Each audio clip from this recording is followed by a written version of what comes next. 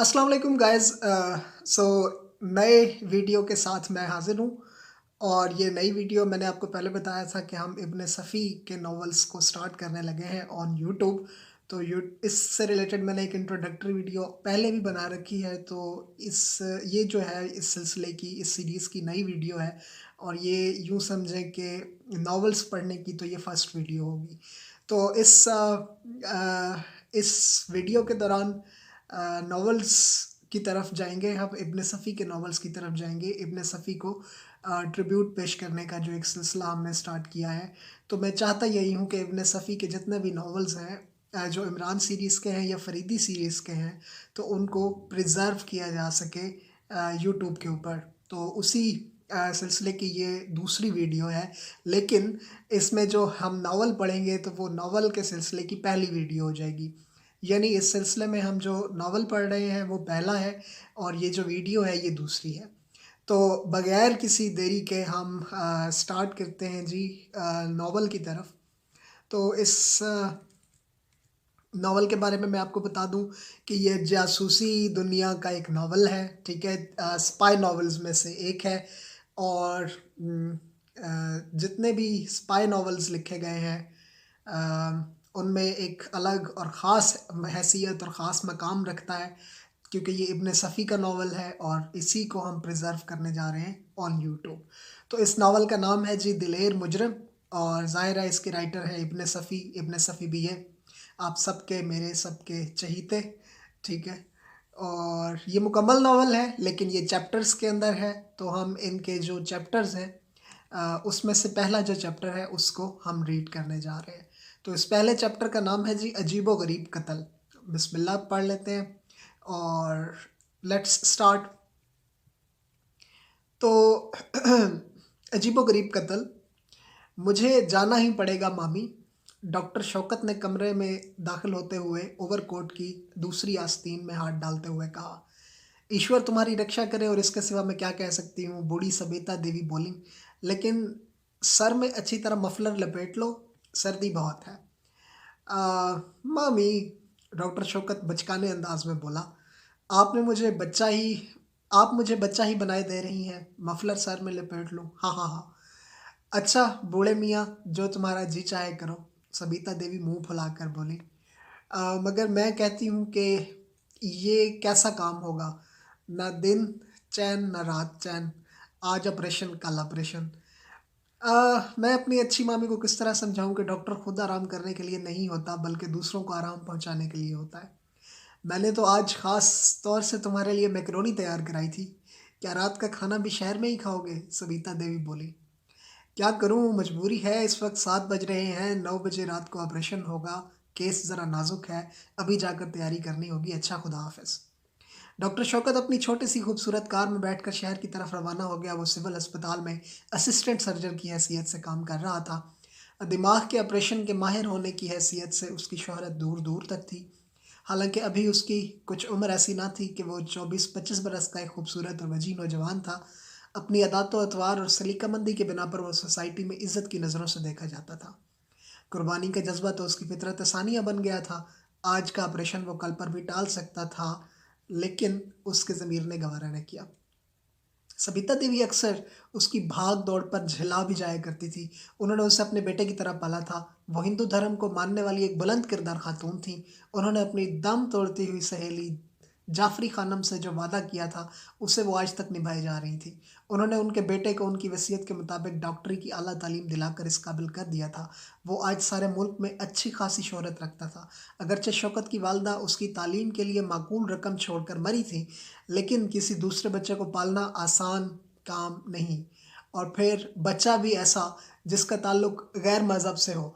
अगर वो चाहती तो उसे अपने मज़हब पर चला सकती थी, लेकिन उनकी नेक ने ऐसा गवारा ना किया। सो दुनियावी तालीम के साथ ही साथ उन्होंने इसकी दीनी तालीम का भी माकूल इंतज़ाम किया। यही वजह थी कि वो नौजवान होने पर भी शौकत अली ही रहा। सबीता देवी के बरादरी के लोगों ने एक मुसलमान के साथ रहने के बिना पर उनका बाइकआउट कर रखा था, मगर वो अपने मज़हब की पूरी पाबंद थी और शौकत को उसके मजहबी अहकाम की तामील के लिए मजबूर करती रहती थी। वो डॉक्टर शौकत और एक मुलाजमा के साथ निशात नगर नामी कस्बा में रह रही थी, जो शहर से 5 मील की दूरी पर वाक़ था। ये उनकी अपनी ज़ाती कोठी थी। वो जवानी में ही बेवा हो गई थी। उनके शौहर अच्छी खासी जायदाद के मालिक थे, जो किसी करीबी अजीज़ के ना होने के बिना पर पूरी की पूरी उन्हीं के हिस्से में आई। डॉक्टर शौकत के चले जाने के बाद उन्होंने मुलाजमा से कहा, मेरे कमरे में किंदील मत जलाना। किंदील कहते हैं जी मोमबत्ती को। ठीक है। तो मैं आज शौकत के कमरे में ही सोऊंगी। वो आज रात भर थकता रहेगा। मैं नहीं चाहती कि जब सुबह को आए तो वो अपने बिस्तर को बर्फ़ की तरह ठंडा और यख पाए। अ,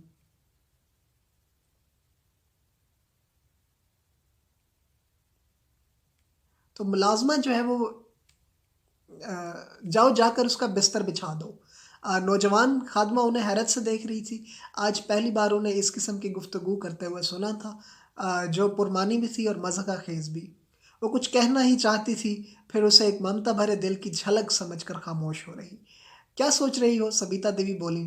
तो क्या आज रात हम तन्हा रहेंगे? खादमा अपनी आवाज़ धीमी करके बोली। वो शख्स आज फिर आया था। कौन शख्स? मैं नहीं जानती कि वो कौन था, लेकिन मैंने कल रात भी उसको बाग में छुप छुप कर चलते देखा था। कल तो मैं समझी थी शायद वो कोई रास्ता भूला और राहगीर होगा, मगर आज 6 बजे के करीब वो दोबारा दिखाई दिया। अच्छा, सबीता देवी सोचकर बोली, वो शायद हमारी मुर्गियों की ताक में है। मैं सुबह थाने के दीवान से कहूंगी। सबीता देवी ने यह कहकर उसको इत्मीनान दिला दिया, लेकिन खुद उलझन में पड़ गई। आखिर ये पुरस्कार आदमी उनकी कोठी के गिर्द क्यों मंडलाता रहता है? उन्हें अपनी मजहबी ठेकेदारों की धमकी अच्छी तरह याद थी, लेकिन इतने अरसे के बाद उनकी तरफ से कोई भी इकदाम, खतरनाक इकदाम कोई ख़ास मानी न रखता था। इस किस्म की न जाने कितनी गुत्थियाँ उनके जहन में रेंगती थीं। आखिरकार थक हार कर तस्कीन कल्ब के लिए उन्हें अपने पहले ही ख्याल की तरफ लौटाना पड़ा, यानी वो शख्स कोई मामूली चोर होगा जिसे उनकी मुर्गियाँ पसंद आ गई थी। जैसे ही थाने के घंटे ने 10 बजाए, वो सोने के लिए डॉक्टर शौकत के कमरे में चली गईं। उन्होंने रात का खाना भी नहीं खाया। ख़ात्मा उनकी उस्ताद तिबा से वाकिफ़ थी, इसलिए उसने भी ज़्यादा इसरार नहीं किया। थोड़ी देर के बाद वो भी सोने के लिए कमरे में चली गई। वो लेटने ही वाली थी कि उसने सदर दरवाज़े को धमाके के साथ बंद होते सुना। उसे ख़्याल पैदा हुआ कि डॉक्टर शौकत खिलाफ़ तवक्को वापस आ गया है। वो बरामदे में निकल आई। बाग में सविता देवी की घसीली आवाज़ सुनाई दी। वो किसी मर्द से तेज़ लहजे में बात कर रही थी। वो हैरत से सुनने लगी। वो भी बाहर जाने का इरादा ही कर रही थी कि सविता देवी बड़बड़ाती हुई आती दिखाई दी। तुम? वो बोली। अरे लड़की, तू क्यों अपनी जान के पीछे पड़ी है? इस सर्दी में बगैर कंबल ओढ़े बाहर निकल आई है। न जाने कैसी हैं आजकल की लड़कियां। कौन था? खादमा ने उनकी बात को सुनी अनसुनी करते हुए पूछा। वही आदमी तो नहीं था? खादमा ने खौफजदा होकर पूछा। नहीं, वो नहीं था। सर्दी बहुत है, सुबह बताऊंगी। अच्छा, आप जाओ। खादमा मुतहैयर होकर चली गई। हर चंद के इस वाक़े की कोई अहमियत ना रही हो, लेकिन ये उसे हद दर्जा पुरस्कार मालूम हो रहा था। थोड़ी देर के बाद वो खर्राटे लेने लगी। दूसरे दिन सुबह 8 बजे जब डॉक्टर शौकत वापस आया तो उसने मुलाजमा को हद दर्जा सरासीमगी और परेशानी की हालत में पाया। पूछने पर मालूम हुआ कि सबिता देवी खिलाफ मामूल अभी सो रही हैं। हालांकि उनका रोज़ाना का मामूल था कि सुबह तकरीबन 5 ही बजे से उठकर पूजा पाठ के इंतज़ाम में मशगूल हो जाया करती थी। शौकत को भी इस वाक़े से तशवीश हो गई, लिहाजा उसने भी सोचा कि शायद रात में ज़्यादा देर तक जागी होंगी। उसने मुलाज़िमा को इत्मीनान दिलाकर नाश्ता लाने को कहा। 9 बज गए, लेकिन सबिता देवी न उठी। अब शौकत की परेशानी हद से ज़्यादा बढ़ गई। उसने दरवाज़ा पीटना शुरू किया, लेकिन बेसूद। अंदर से कोई जवाब न मिला। हार कर उसने एक बढ़ई बुलवा लिया। दरवाज़ा टूटते ही उसकी चीख निकल गई। सबिता देवी सर से पाँव तक कंबल ओढ़े चत लेटी हुई थी और उनके सीने में एक खंजर इस तरह पेवस्त था कि सिर्फ उसका दस्ता नज़र आ रहा था। बिस्तर खून से तर था। डॉक्टर शौकत एक मजबूत दिल के आदमी होते हुए भी थोड़ी देर के लिए बेहोश सा हो गया। होश आते ही वो बच्चों की तरह सिसकियां लेता हुआ ज़मीन पर गिर पड़ा। तो here the first chapter ends and we move to the second chapter and that is inspector Faridi. तो इंस्पेक्टर फरीदी जो है वो एक किरदार है, और मैंने आपको पहले भी बताया था कि ये इब्न सफ़ी का वो किरदार है जो हमेशा किसी किसी इंसाफ के लिए, इंसाफ की फरहमी के लिए कोशा रहता है। हमेशा इंसाफ करता है और वो ताकत भी रखता है इंसाफ करने की। तो लेट्स रीड इंस्पेक्टर फरीदी के इंस्पेक्टर फरीदी कैसा करेक्टर है। सारे घर में एक अजीब सी मातमी फ़ज़ा तारी थी। कस्बा के थाने पर इतला हो गई थी और उस वक्त एक सब इंस्पेक्टर और 2 हेड कांस्टेबल मकतूला के कमरे के सामने बैठे सरगोशियां कर रहे थे।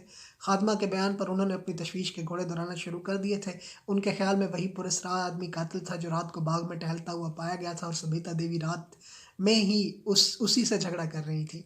डॉक्टर शौकत उनकी बहसों से कतई गैर मुतमईन था। जैसे जैसे वो अपनी तजर्बाकारी का इजहार कर रहे थे, उसका गुस्सा बढ़ता जा रहा था। वैसे भी वो अपने कस्बे की पुलिस को नाकारा समझता था, इसलिए उसने महकमा रसानी के इंस्पेक्टर फरीदी को एक निजी खत लिखकर बुलवाया था और उसका इंतज़ार कर रहा था। फरीदी उन चंद इंस्पेक्टरों में से था जो बहुत ही अहम कामों के लिए वक्फ थे, लेकिन ज़ाती ताल्लुकात की बिना पर डॉक्टर शौकत को पूरा यकीन था कि उसे केस सरकारी तौर पर भी न सौंपा गया तो वो निजी तौर पर इसे अपने हाथ में ले लेगा। तकरीबन 2 घंटे बाद इंस्पेक्टर फरीदी भी अपने असिस्टेंट सर्जेंट हमीद के साथ वहाँ पहुँच गया। अब हमीद एक जॉली करेक्टर है, हमीद एक फ़नी करेक्टर है। इससे भी आपका आमना सामना रहेगा। आप इसको भी देखें कि इंस्पेक्टर हमीद कैसा है। कर्नल फरीदी लोगों की समझ में नहीं आता, इंस्पेक्टर हमीद भी खैर एक जॉली करेक्टर है। तो आप देखें कि क्या होता है आगे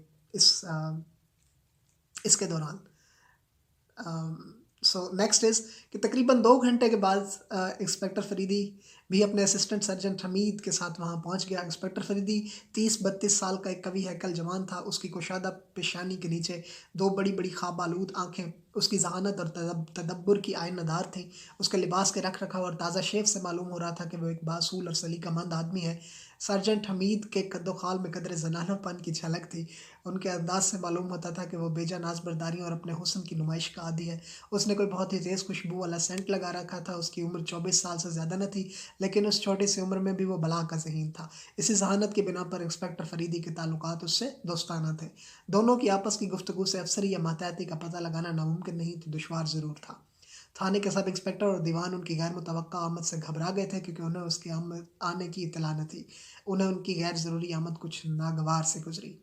डॉक्टर शौकत, फरीदी ने अपना हाथ बढ़ाते हुए कहा, इस नुकसान की तलाफ़ी नामुमकिन है, अलबत्ता रस्मी तौर पर मैं अपने गम का इजहार ज़रूर करूँगा। इंस्पेक्टर, आज मेरी माँ मर गई। शौकत की आंखों में आंसू छलक आए। सब्र करो, तुम्हें एक मजबूत दिल का आदमी होना चाहिए, फरीदी ने उसका शाना थपकते हुए जवाब दिया। कहिए दारोगा जी, कुछ सुराग मिला? उसने सब इंस्पेक्टर की तरफ मुड़कर कहा। अरे साहब, हम बेचारे भला सुराग लगाना क्या जाने, सब इंस्पेक्टर तंजिया अंदाज में बोला। फरीदी ने जवाब की तलखी ज़रूर महसूस की, लेकिन वो मुस्कुरा कर खामोश हो गया। शौकत साहब, ये तो आप जानते ही हैं कि मैं आजकल छुट्टी पर हूँ, फरीदी बोला। और फिर दूसरी बात ये कि अमूमन कत्ल के केस इस वक्त हमारे पास आते हैं जब सिविल पुलिस तफ्तीश में नाकाम रहती है। थाने के इंस्पेक्टर की आंखें खुशी से चमक उठी। इंस्पेक्टर फरीदी ने इस तगैर को महसूस कर लिया और अपने मखसूस दिल आज़ार और शरारत आमेज़ लहजे में बोला, लेकिन मैं ज़ाती ताल्लुकात की बिना पर निजी तौर पर इस केस को अपने हाथ में लूँगा।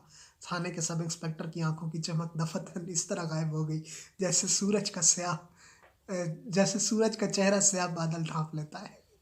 तो स्याह बादल ढांप लेते हैं, उसका मुंह लटक गया। फरीदी ने वाकयात सुनने के बाद खात्मा का बयान लेने की ख्वाहिश जाहिर की। खात्मा ने उसको शुरू से आखिर तक के सारे वाकयात दोहरा दिए। अच्छा जी, ये चैप्टर 2 था कर्नल फरीदी का, और बस हम इसे यहीं तक करते हैं। नेक्स्ट हम इसको आगे नेक्स्ट वीडियो में करेंगे। तो बहरहाल मैं आपको बता दूं कि इब्न सफ़ी एक बहुत बड़े राइटर हैं। कर्नल फरीदी उनका शाहकार एक करेक्टर है।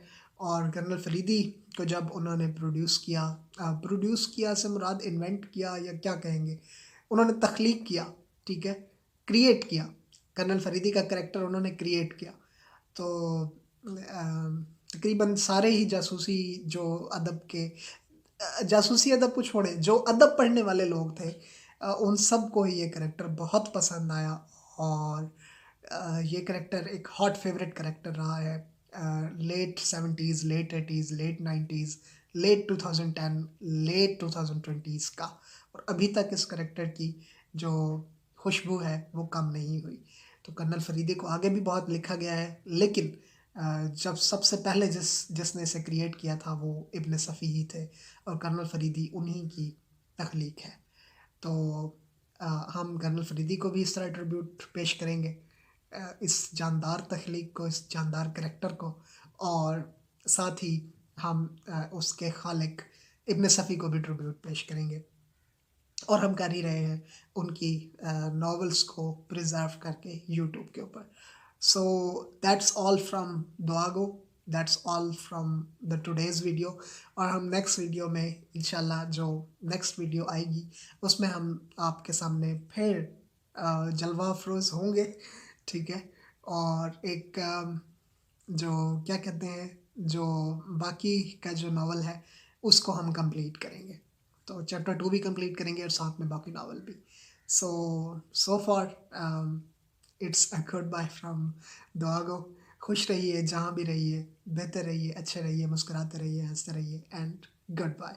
और हाँ, मेरे चैनल को लाइक और सब्सक्राइब करना ना भूलिएगा, क्योंकि मैंने ये दावा किया हुआ है कि आपका चैनल मैं भी लाइक और सब्सक्राइब करूँगा। जिसने मेरा चैनल लाइक और सब्सक्राइब किया, मैं उनके चैनल को री-सब्सक्राइब, री-लाइक करूँगा, ठीक है।